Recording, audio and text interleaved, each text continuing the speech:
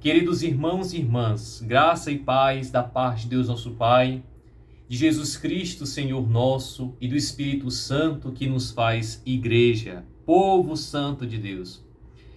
De uma forma muito bonita e especial, nós damos continuidade às homilias e reflexões neste tempo comum, tempo em que nosso Senhor Jesus Cristo evangeliza, tempo este em que a evangelização acontece. Cristo que fala do reino de Deus, Cristo que fala sobre Deus. E hoje, de uma forma muito interessante, no capítulo 4 do Evangelho de São Marcos, nós encontraremos esse Jesus que vai de encontro às necessidades do seu povo. Naqueles dias, ao cair da tarde, Jesus disse aos seus discípulos: "Vamos para a outra margem." Eles despediram a multidão e levaram Jesus consigo, assim como estava na barca. Havia ainda outras barcas com ele. Começou a soprar uma ventania muito forte e as ondas se lançaram dentro da barca, de modo que a barca já começava a se encher. Jesus estava na parte de trás dormindo sobre um travesseiro. Os discípulos o acordaram e disseram: "Mestre, estamos perecendo e tu não te importas?" Ele se levantou e ordenou ao vento e ao mar: "Silêncio, cala-te." O vento cessou e houve uma grande calmaria. Então Jesus perguntou aos discípulos: "Por que sois tão medrosos? Ainda não tendes fé?" Eles sentiram um grande medo e diziam uns aos outros: "Quem é este, a quem até o vento e o mar obedecem?" Palavra da salvação, glória a vós, Senhor. Meus irmãos, de uma forma muito interessante, Jesus aqui ele traz novamente o equilíbrio, pelo menos em 3 aspectos. Primeiro de tudo, sobre a salvação. A salvação que muitas e muitas vezes é compreendida como uma salvação apenas nacionalista, uma salvação que se restringia apenas ao povo judeu, ou seja, apenas uma localidade, apenas um território. E Jesus agora ele mostra essa travessia, Se prosseguíssemos no relato, veremos que Jesus leva agora a evangelização aos que moram os gesarenos, Gerasa. E Jesus agora ele se desloca, ele leva a palavra de Deus, ele leva a salvação a todos. Isso, claro, se concretizará com a igreja. A igreja é essa que leva o evangelho a todos. Então Jesus, ele não simplesmente fica em um local, em Jerusalém, um local sagrado, ou mesmo na Galileia, mas ele leva agora a palavra de Deus a todos que têm o seu coração aberto para receber a palavra de Deus, se tornam membros da família de Deus. Posteriormente, nós encontramos outro aspecto que Jesus, de certa forma, equilibra, que é a própria natureza. Nós entendemos que os desequilíbrios naturais se deram por meio do pecado. No início, Deus criou todas as coisas em uma sintonia perfeita, radical e até mesmo absoluta. Com o pecado, com a negação do homem a Deus, Deus que nos concede a sua graça e nós recusamos, o homem recusa, os nossos pais no paraíso recusaram.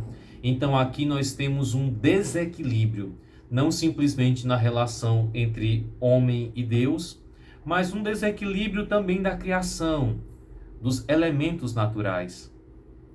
E a água, a ventania, como é apresentado no Evangelho, eles apresentam a provação.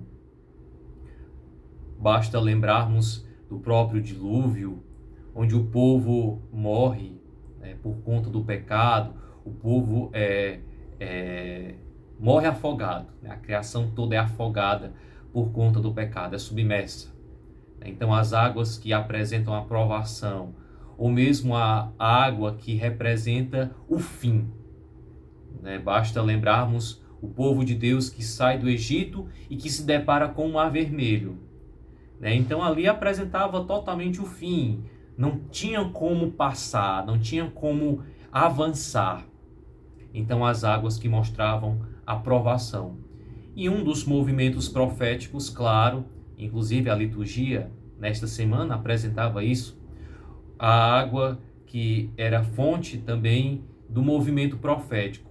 Elias e Eliseu batem na água e a água se abre. Ou seja, a água que representava a provação, a purificação e também a força da natureza.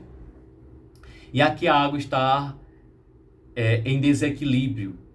A água com a ventania mostra um risco de vida dos discípulos.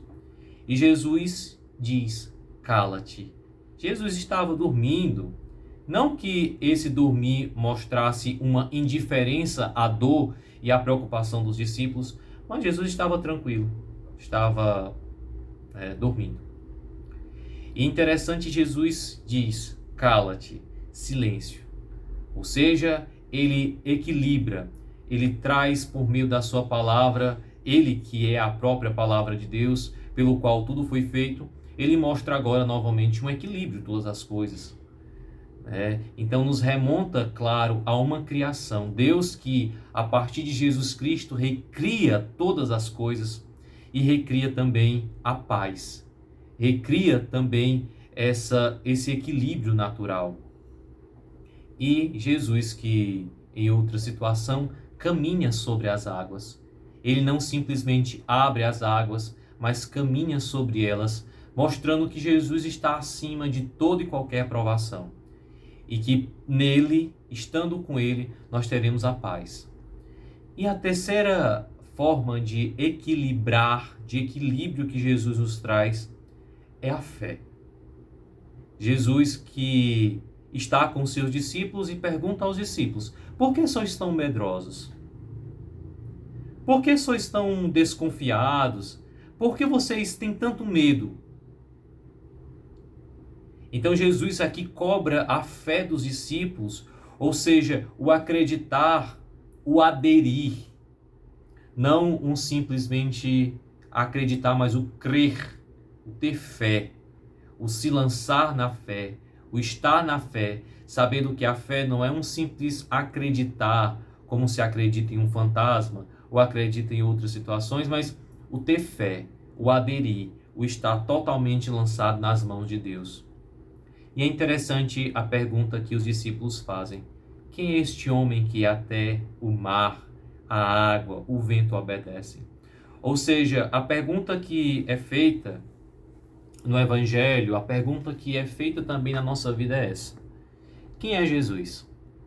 Quem é Jesus em nossas vidas? Quem é Jesus na nossa caminhada como cristãos, como batizados? Quem é Jesus? Uma pessoa muito boa? Um cara legal? Tudo, né? Porque a resposta mais rápida seria essa. Mas quem é Jesus? Quem é este que abre portas para que nós possamos atravessar? Quem é este que trocou reinos por nós? Quem é este que, por sua liberdade, deu a vida para nos salvar? Então, meus irmãos, tenhamos coragem. Tenhamos coragem de estar com Jesus e saibamos que Ele nunca nos abandona. E saibamos, acima de tudo, que Ele está disposto a novamente se entregar a sua vida para que nós tenhamos vida.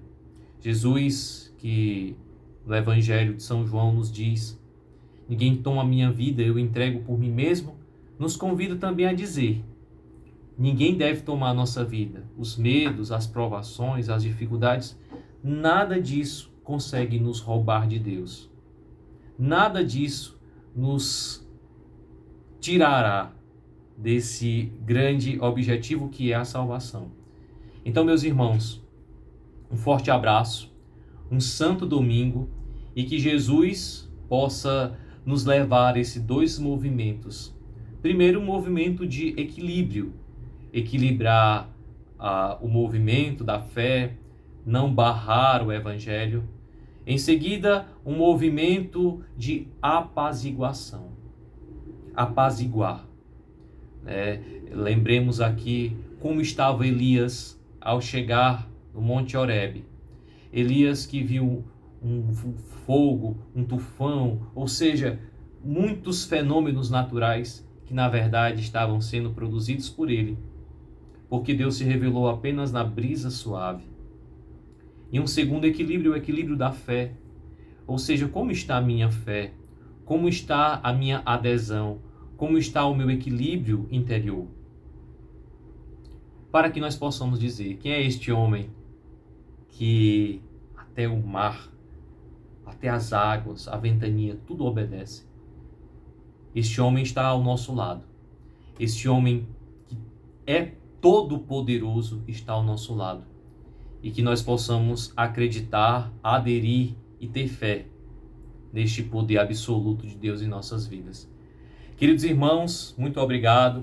Curta o nosso canal, nos acompanhe em nossas postagens e, claro, venha viver conosco uma experiência vocacional.